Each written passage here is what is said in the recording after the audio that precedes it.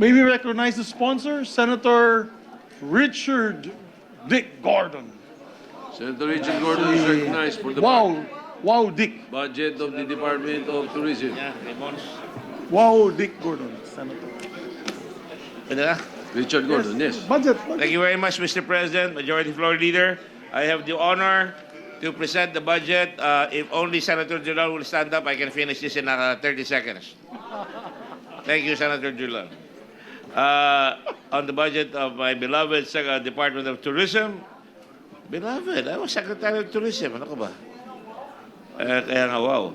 And the budget this year is 3.8 billion. Actually, Mr. President, if I may add, they really deserve to get a bigger budget because the impact of tourism in this country is tremendous, and yet they're given a little budget. When you compare this with other countries, as we all know, we are so little. So I'm just distracted by Senator Subiri blowing kisses to the I'm blowing lady to you. beside me, Your Honor. Can you please declare that he be declared out of order? Mr. President, In the absence of any motion, I will not do that.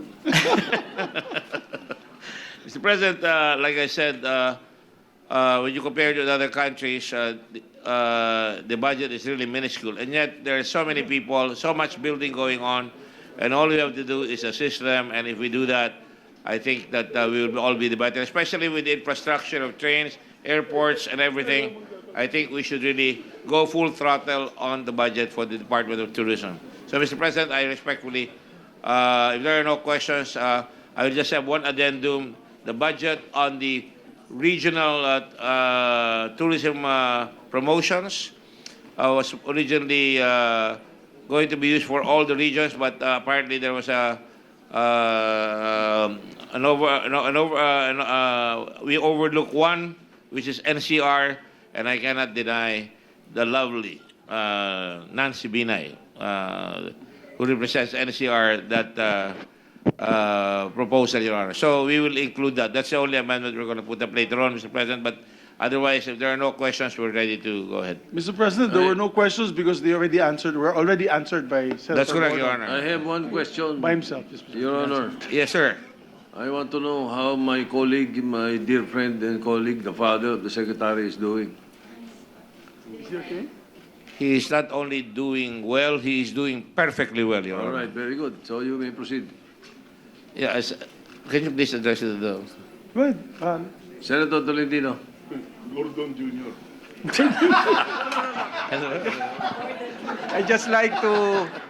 I would just like to thank the DOT family for expressing their support to our athletes for the forthcoming Southeast Asian Games.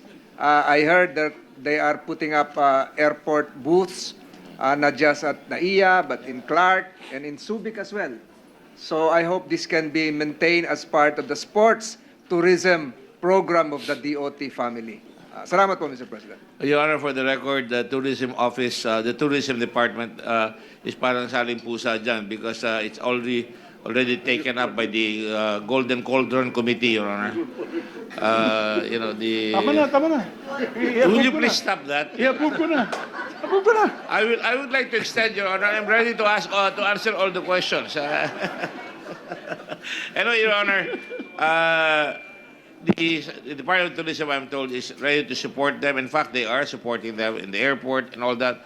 I wish they could have given them more, assignments because although without those assignments, Secretary Romulo is ready to provide Secretary Romulo Puyat is ready to provide what is needed. All right. Well, Mr. President, before I make the privilege motion, I'd just like to say that congratulations are in order as well with what they did in Boracay. Boracay is absolutely gorgeous now because of our gorgeous secretary who happens to be my kumare. And you're doing a great job. With that, Mr. President, no other member wishes to interpolate the budget of the Department of Tourism. I move that the Department of Tourism, Office of the Secretary, Intramuros Administration, National Parks Development Committee, and the Nayang Filipino Foundation, all of the attached agencies deemed submitted and approved, Mr. President. One last point. I will quit while I'm ahead. I won't quit while I'm ahead. I would like to congratulate Senator Drilon because of his lobbying. He was able to get the convention center ongoing in Iloilo through the help of Secretary Berna Uyat, Your Honor. All right. You know, sometimes Sigmarons are able to do something right once in a while, Your Honor. Thank you very much. Okay, And the that note, previous Your Honor, I question- will stop. Okay. Ano ba? Sige na. The previous question is to Yes, to move. have Wala the pa. budget of the Department of Tourism deemed submitted, including its attached agencies. Any objection? Hearing none, so approved. Congratulations. Mr. President, Senator manifestation. Dillon. I have a proposal as to how to expedite all the debates on the budget. Yes. Next year, we should have Senator Gordon as the senator who will defend all budgets. He will be assisted by Senator Tolentino. Thank you, Mr. President. If that suggestion will merit favorable consideration of the chamber. We will consider.